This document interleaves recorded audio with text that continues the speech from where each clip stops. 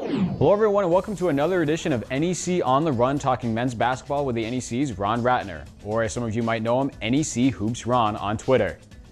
Ron, give me your weekend takeaways. Let's jump right into it. Kyle, to me, the biggest takeaway is that the NEC race is going to be a dogfight. Just look at some of the results from last week. Robert Morris goes down at home to St. Francis U in an 89-80 shootout on ESPN3.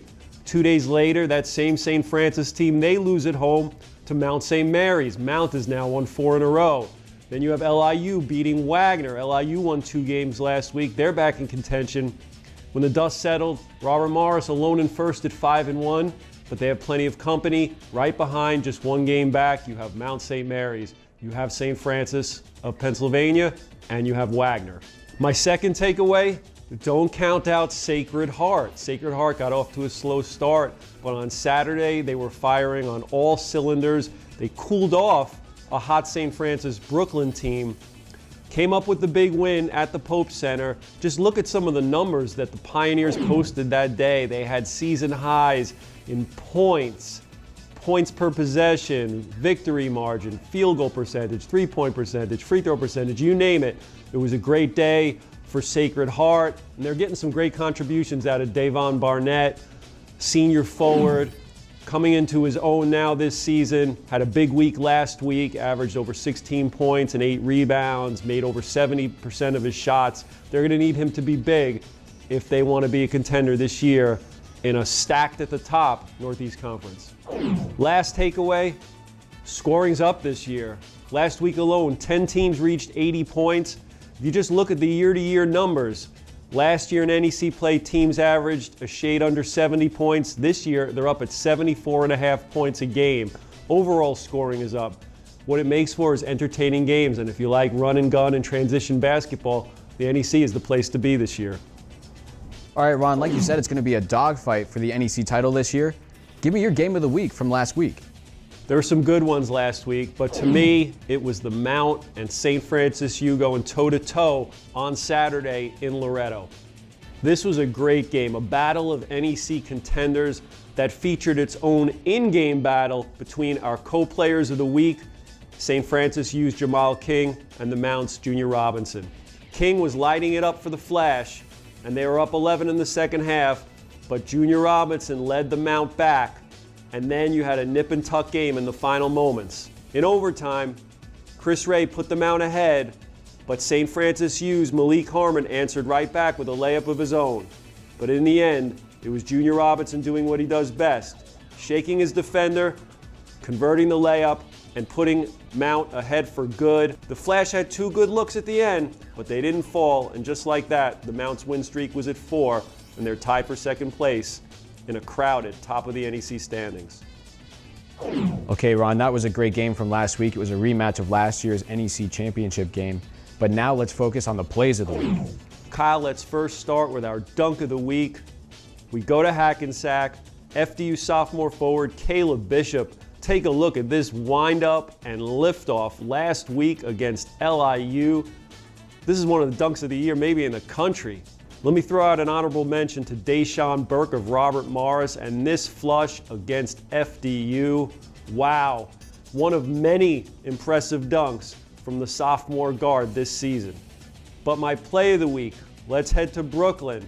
LIU, Wagner, final seconds, the ball in Julian Batts' hand. Really good defense here by Blake Francis, but Batts just manages to get it up and in on this acrobatic layup. They survive a last-second shot by Ramon Saunders, and LIU now 3-3 thanks to Julian Batts. Okay, Ron, we're going to have more on Julian Batts later on in the show. But now, before we transition to talking about this week, let's take our Twitter timeout. Well, I'm going to rewind it back to Deshaun Burke for our Twitter timeout. This comes from Chris Capella, who writes about Robert Morris basketball. Simple enough. All he says is grown man game from Deshaun Burke. Last week, that's what you saw, especially in Robert Morris's win at FDU on Saturday. Deshaun Burke, one of the best athletes this conference has seen in recent memory.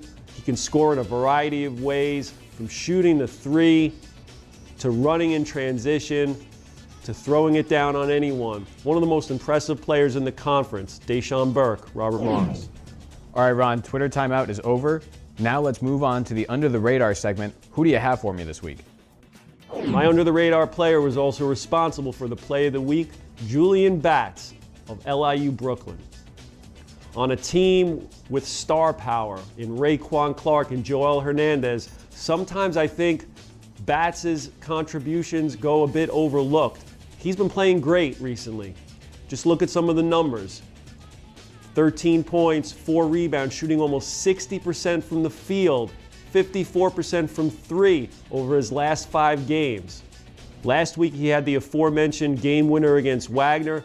He scored in double digits in each of those last 5 games. And he's shooting 42% from three-point territory on the year. A very important piece if LIU Brooklyn is going to be an NEC contender this season. Okay, Ron, Batts has been a very important piece for the Blackbirds in these last few games.